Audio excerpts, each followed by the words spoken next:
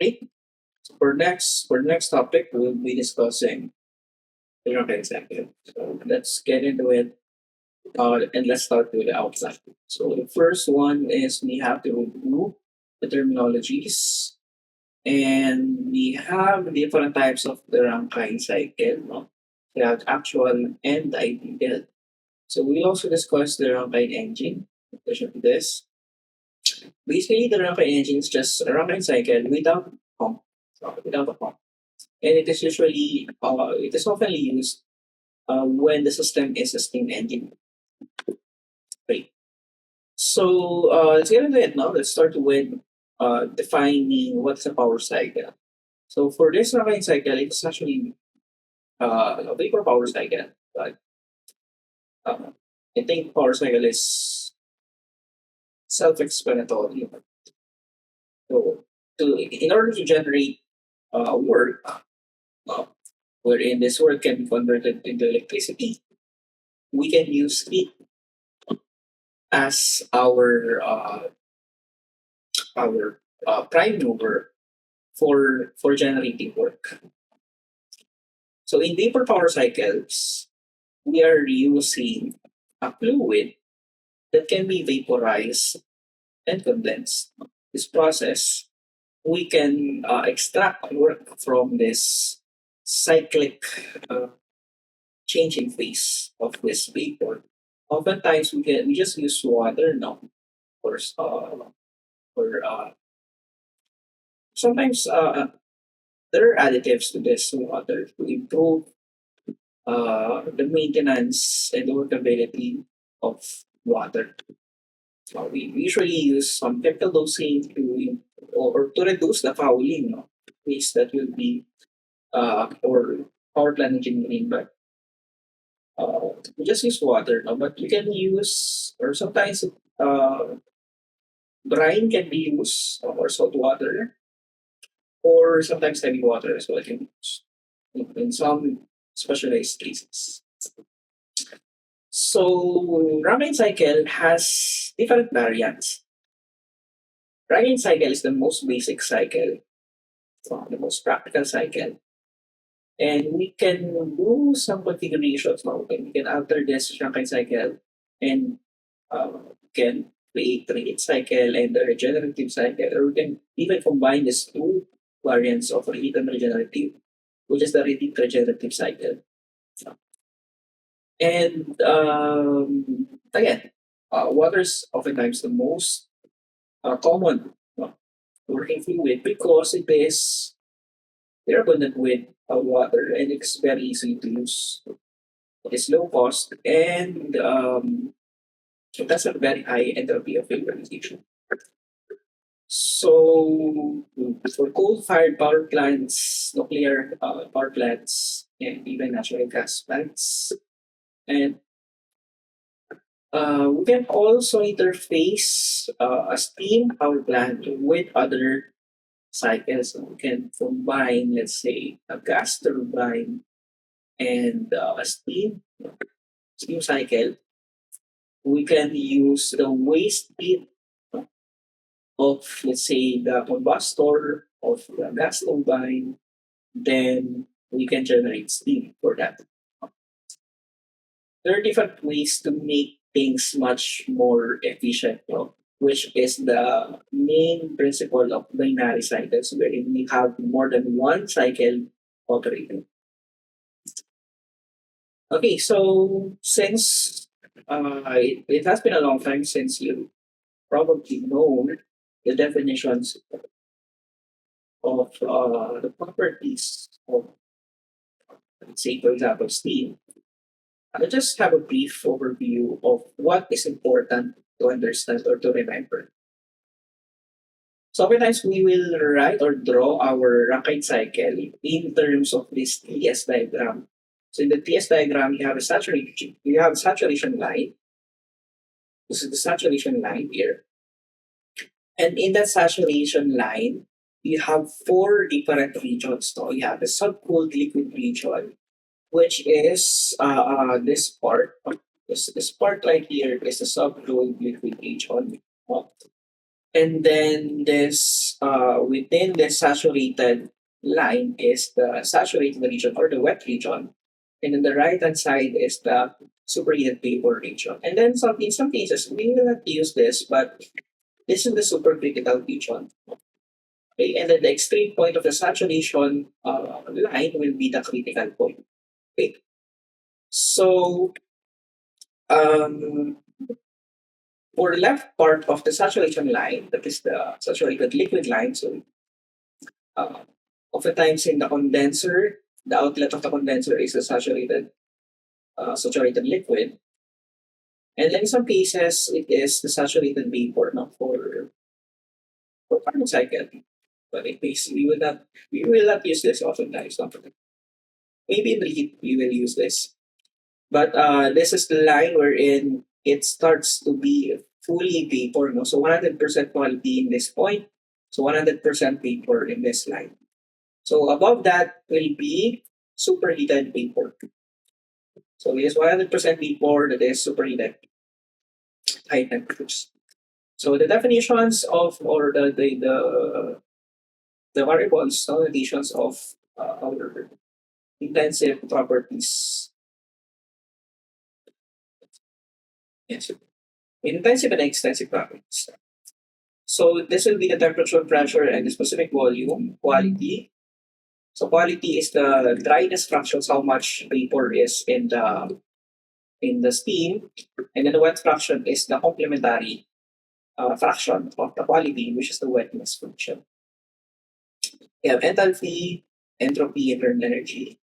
I don't think we will use internal energy here, but remember that. And if you want to find enthalpy and entropy at the wet region, then use this formula. So what does F mean? So F means fluid. G means gas. So HFG, for example, what is that? So HFG is just HG minus HF. Okay, so that's the only thing that you should know for this one. Okay, so the very basic cycle, other than the Rankine cycle, is the Carnot cycle. Some people call this the Carnot cycle, no? But I would call this the Carnot cycle. So this is the most efficient cycle, as you know, in your thermodynamics class, and usually operate between two temperature limits. So we have constant temperature and then constant entropy processes. So the problem with the Carnot cycle, is that isothermal process is not a practical process, no, for larger capacities, because one problem is that you will be operating in the saturated region to attain this isothermal process, which contains a lot of moisture, no? This condensing portion that could be destructive to our piping system, no? Especially in the turbine. And another problem with isothermal process, if you will superheat, for example, your vapor, the problem is isothermal process really is a very slow process as well. No? Isothermal process. So it is not that efficient, no, realistically, to have an isothermal process in outside the saturated region. And then I think that's it now. But you can also read this. So this isotropic process and within the saturated region is also a problem for expansion in the turbine because you have moisture. No, later on we will discuss this in the reheat, no, in the heat cycle. But you don't want your turbine to be experiencing this portion, no, within the saturated region. So usually after it is expanded and the superheated, it is still in the superheated region, no, in some cases, and then reheated and then it will be condensed at the still at the vapor region because it will be a problem in the turbine. Because it will contain moisture, which could be problematic for our turbines. Also for the piping. Okay, and then also for the condenser pressure. So for this to be efficient, you have to have a very low now. You cannot operate uh, at very high now. So if you operate at very high condenser, pressure. So this will be what it looks like. So you will have lower work if you operate at a high condenser pressure. So the condenser pressure should be vacuum, that will be practical. But to overcome this impracticalities, we can superheat. We can superheat the fluid. No? Instead of having this box here, we can have this portion. So we can superheat it so that it will have less experience, of moisture. So we only have a small portion wherein this will have a problem. So we can lessen the problem in the turbines at least once.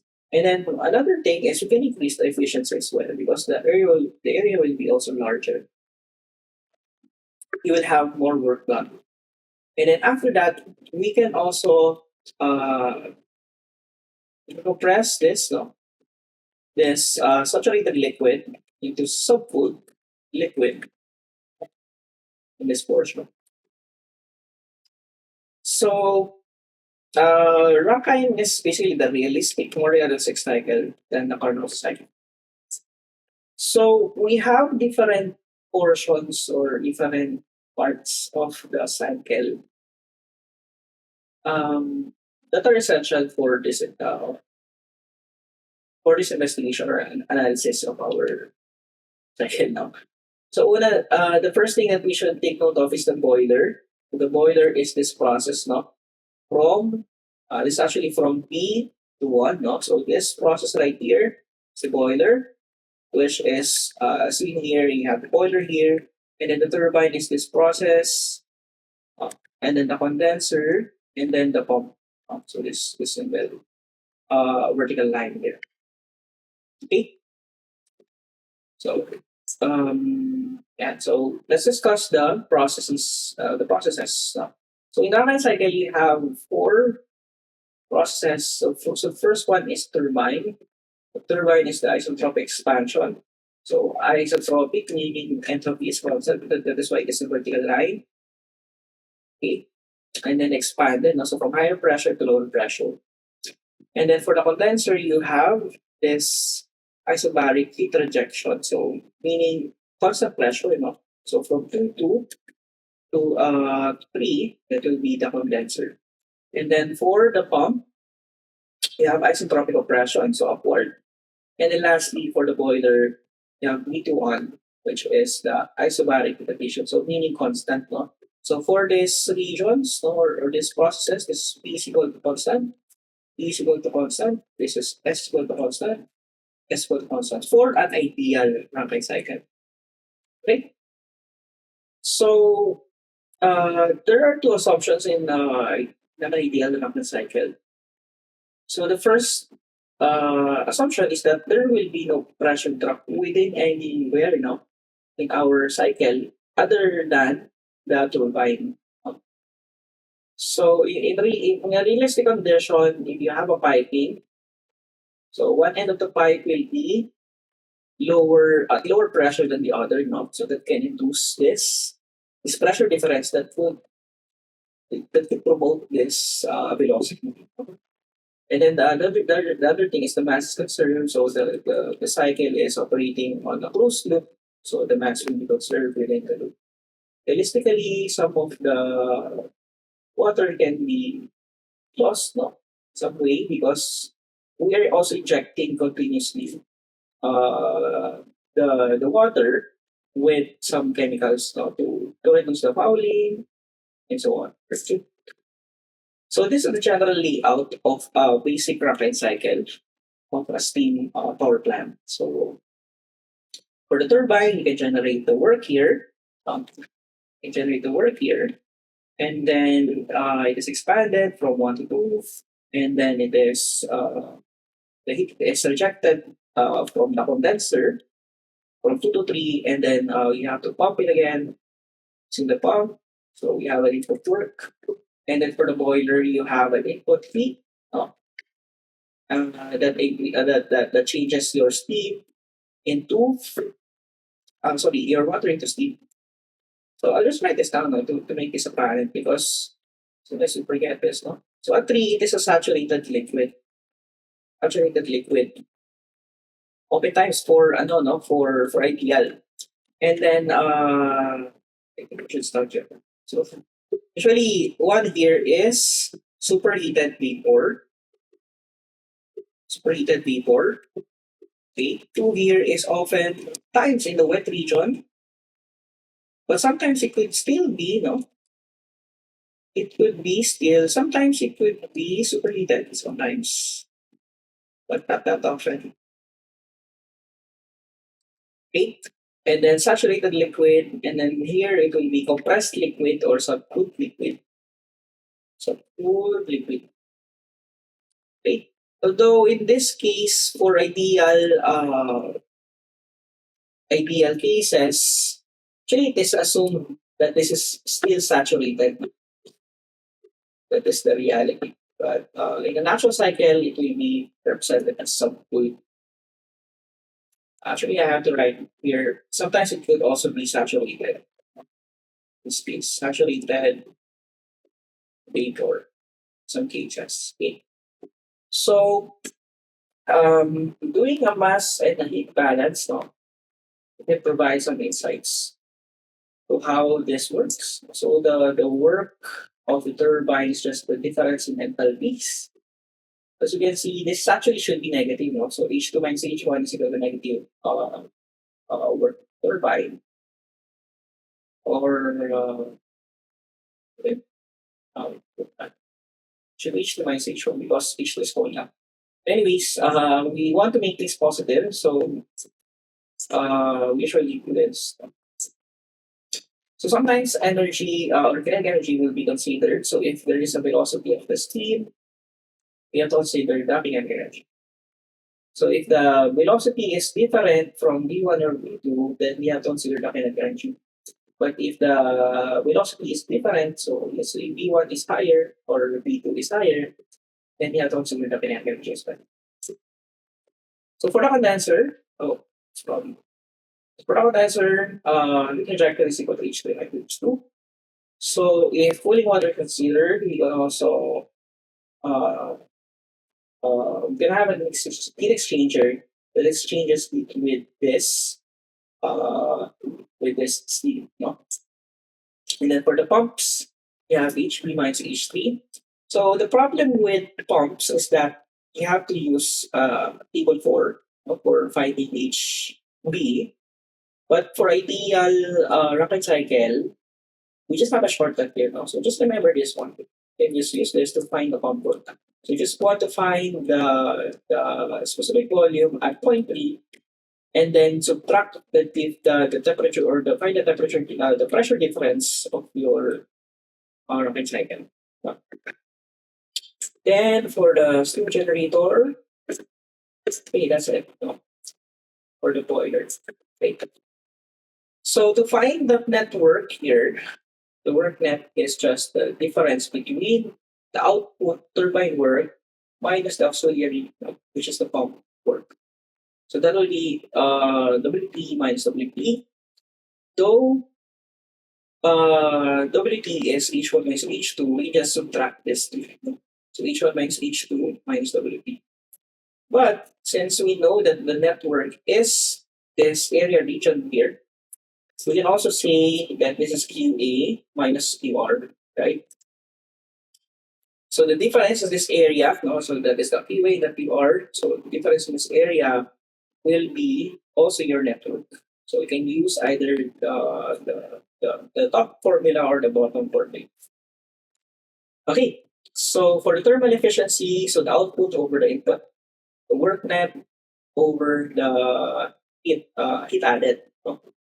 So you can use this formula H1 minus H2 minus pump work over H1 minus H3 minus pump work, or H1 minus H2 minus pump work over H1 minus H2, depending on what is already given, what is practically given, or what you can find.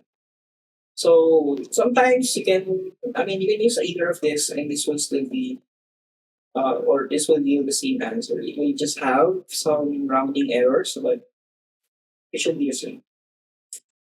Okay.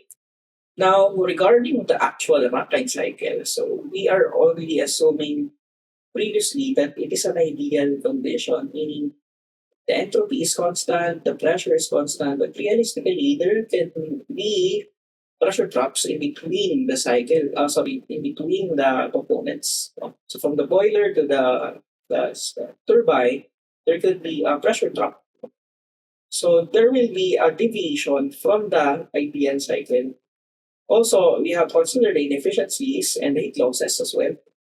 So within the pipes, you can experience heat losses. Even within the components, you can have heat losses. And even the inefficiencies, meaning for the pumps and turbines, you cannot extract 100% of the energy from the turbine, okay? From the water to the turbine.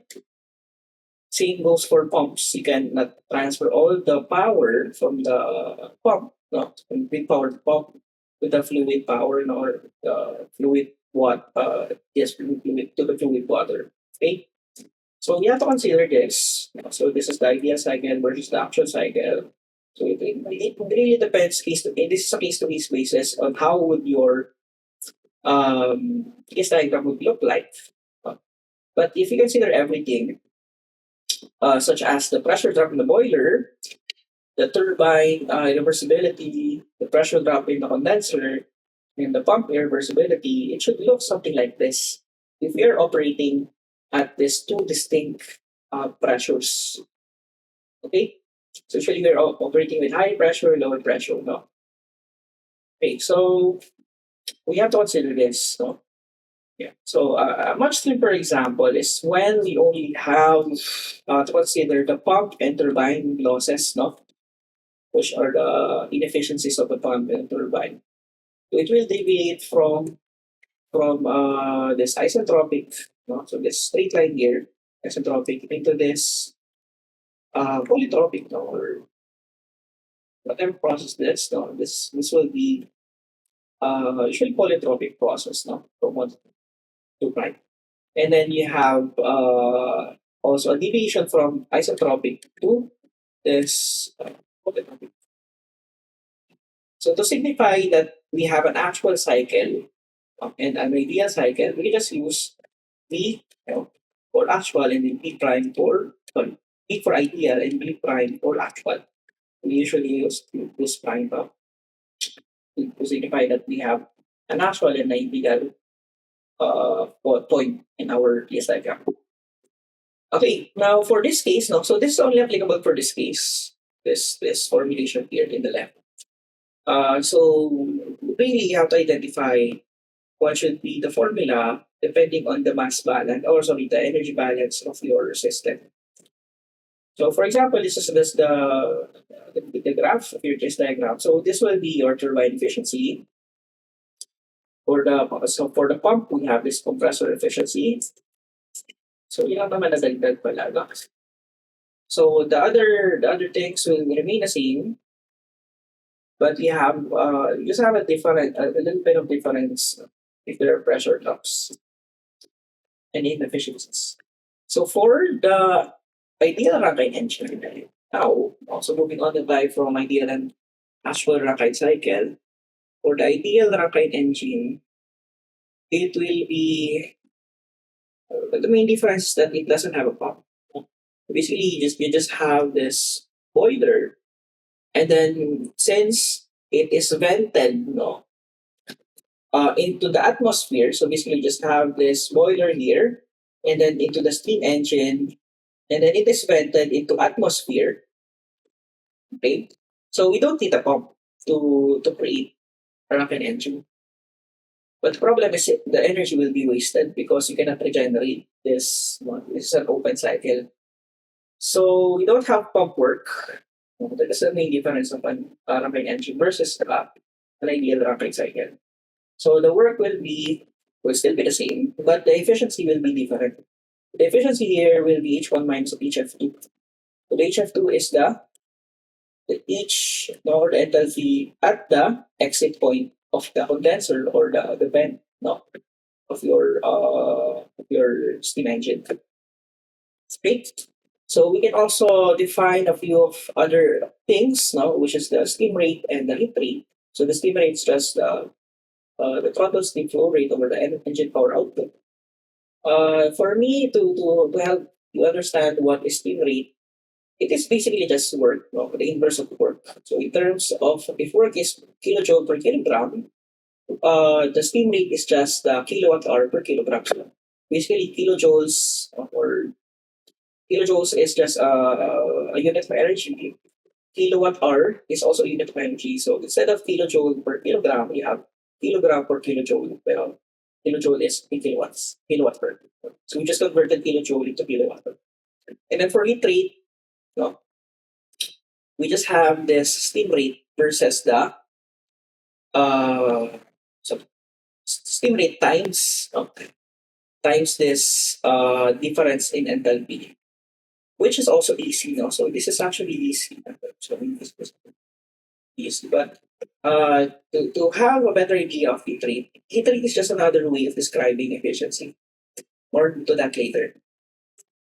So for the relationship of engine efficiency and heat rate, we have this. So N or eta, no, N or eta, 3,600 over each hour. So this is what I'm trying to say earlier, that the efficiency of your ideal Rankine engine will be just the same as with the rate. So earlier we have the mass versus work. We have here the efficiency versus the rate. So heat rate is just another way of describing efficiency for steam engines. And then that's it. No? And then we have an actual Rankine engine. In actual Rankine engine, there will be inefficiencies. So uh, there will be a lot more terminologies depending on what is given on the problem. So let me just get this very quick. Uh, So in a turbine generator, so this will be turbine generator set. Okay.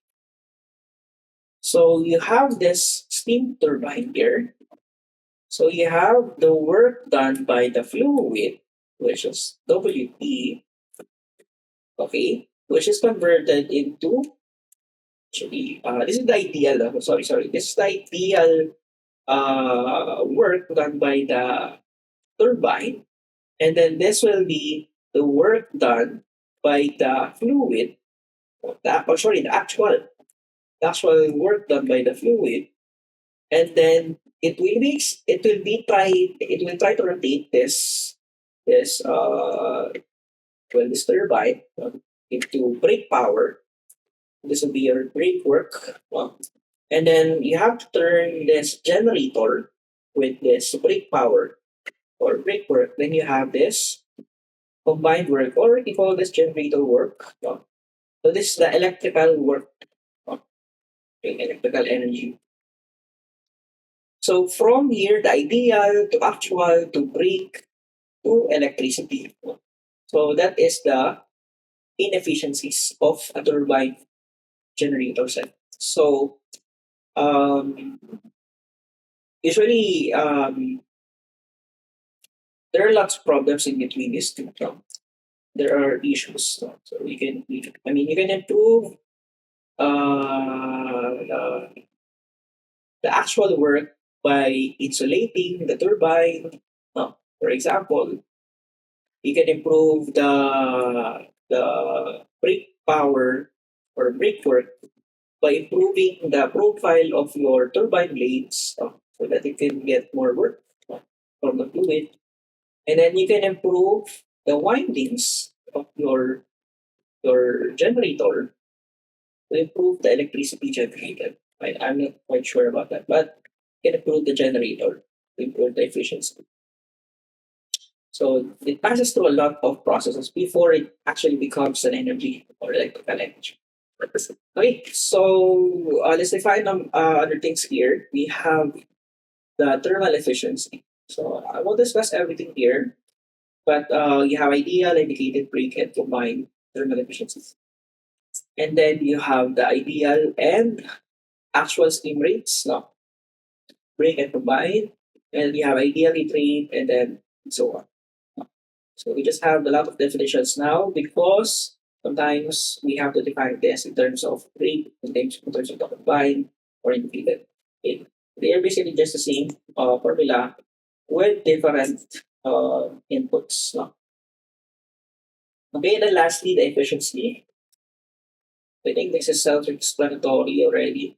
We can just review this. Okay.